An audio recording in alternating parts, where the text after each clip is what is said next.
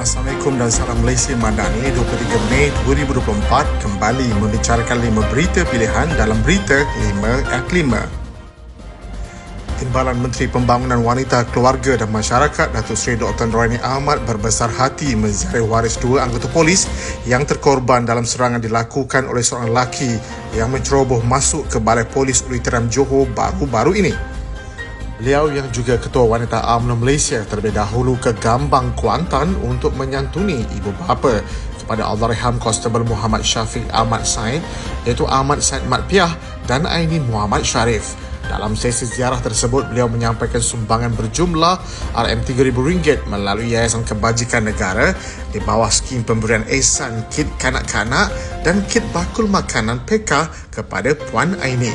Selepas menyampaikan sumbangan tersebut, Dr. Noraini menuju ke Bidur Perak untuk menemui ahli keluarga Allahyarham Konstebel Ahmad Azhar Fahmi Azhar. Selain memberi sumbangan daripada Jabatan Kebajikan Masyarakat, beliau juga memberikan sokongan psikologik beserta RM300 tabung bantuan segera. Media sebelum ini melaporkan bahawa dua anggota polis terkorban dalam serangan di Balai Polis Ulu Tiram yang berlaku kira-kira pukul 2.30 pagi. Suspek berusia 21 tahun maut ditembak, manakala seorang lagi anggota polis, Korporal Muhammad Hasif Roslan, kini stabil setelah dirawat di Hospital Sultan Ismail. Barisan Nasional bersedia menjalinkan kerjasama dengan mana-mana parti bagi menghadapi Pilihan Negeri Sabah yang akan datang dengan keutamaan memperkukuhkan kerjasama dengan Pakatan Harapan. Pengerusinya Datuk Seri Dr. Ahmad Zaid Hamidi berkata memperkukuhkan kerjasama dengan Pakatan Harapan adalah penting bagi memastikan persefahaman di antara dua parti itu dapat diterjemahkan di Sabah. Beliau yang juga Presiden UMNO berkata BN sentiasa mengikuti perkembangan rapat suasana politik di Sabah dan menegaskan parti itu sangat dinamik dan bersedia untuk bekerjasama dengan mana-mana sahaja parti politik yang sealiran pegangan politiknya. Terdahulu media melaporkan UMNO Sabah memberi bayangan akan membentuk satu gabungan atau gagasan baru dengan mana-mana parti yang dirasakan boleh bekerjasama dalam mendepani PRN. Pengurusi Badan Perubahan UMNO Negeri Sabah, Datuk Seri Bong Mokhtar Radin berkata, UMNO Negeri perlu mengambil pendekatan itu kerana berpendapat tidak ada mana-mana parti di negeri di bawah bayu yang mampu bergerak secara sendirian pada PRN akan datang berdasarkan landscape politik semasa. Bagaimanapun, Bong Mokhtar berkata gagasan atau gabungan baru antara UMNO dan parti lain akan diperhalusi terlebih dahulu, manakala nama serta pembentukan akan dimaklumkan apabila tiba masa yang sesuai.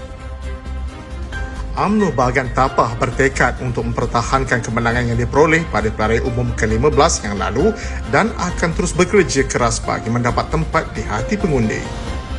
Ketua Perangan UMNO Bahagian Tapah, Mior Haris Mior Hakim berkata UMNO Bahagian Tapah giat melaksanakan berbagai aktiviti seusai PRN lalu dan menggerakkan seluruh jentera daripada semua sayap.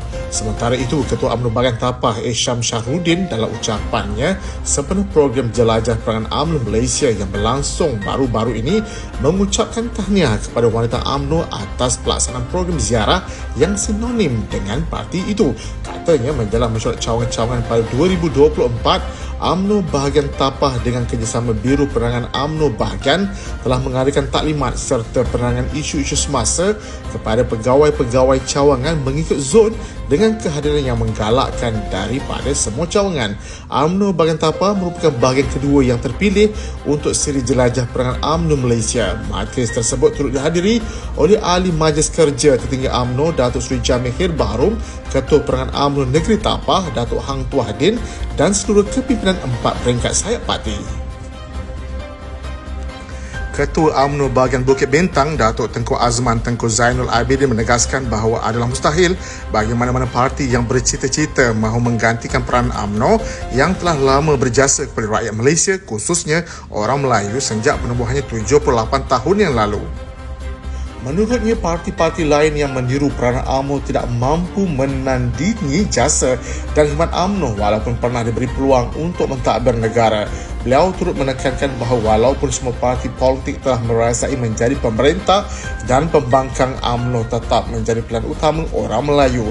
Mengulas mengenai persepsi negatif yang dimainkan pihak lawan mengenai hubungan UMNO dengan DAP, beliau menjelaskan bahawa UMNO tidak menjalin hubungan secara langsung dengan DAP, sebaliknya bekerjasama dengan Pakatan Harapan dalam menubuhkan kerajaan perpaduan sebagaimana dititahkan oleh Yang di-Pertuan Agong. Beliau menekankan bahawa keputusan ini menunjukkan kematangan Barisan Nasional untuk menyertai kerajaan perpaduan demi tanggungjawab kepada rakyat selepas pilihan umum ke-15 yang menyaksikan tiada gabungan yang memenangi majoriti muda. Katanya ini adalah perkara yang selalu dimainkan oleh pembangkang bertujuan mengurangkan sokongan rakyat kepada UMNO. Ketua UMNO bahagian Beaufort, Dato' Awang Asli Lakat menyeru semua pihak agar memberi tumpuan kepada kepentingan rakyat dan menolak sebarang agenda peribadi yang hanya mementingkan politik semata-mata. Beliau menegaskan bahawa rakyat Sabah memerlukan pembelaan dan menagih pembangunan infrastruktur seperti bekalan air, elektrik dan jaringan jalan raya yang lebih baik. Menurutnya, penubuhan jawatan kuasa Komunitas Desa Madani JKDM di Sabah oleh Timbalan Perdana Menteri merangkap Menteri Kemajuan Desa dan Wilayah Datuk Seri Dr. Ahmad Zaid Hamidi baru-baru ini akan memberi lebih banyak ruang untuk rakyat mendapatkan pembangunan. Beliau berkata tiada keperluan untuk mana-mana pihak menuding jari, berteriak dan menyalahkan satu sama lain kerana yang utama adalah pendekatan kepada pembangunan dan kemajuan seluruh rakyat.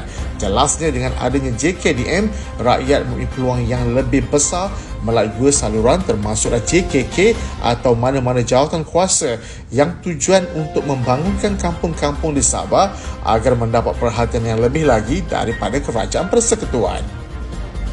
Sekian daripada saya, Muhammad Saiful Muhammad Sahak. Jangan lupa temu janji kita Isnin hingga Jumaat jam 5 petang 5 berita pilihan hanya di Berita 5 at 5. Assalamualaikum dan salam Malaysia Madani.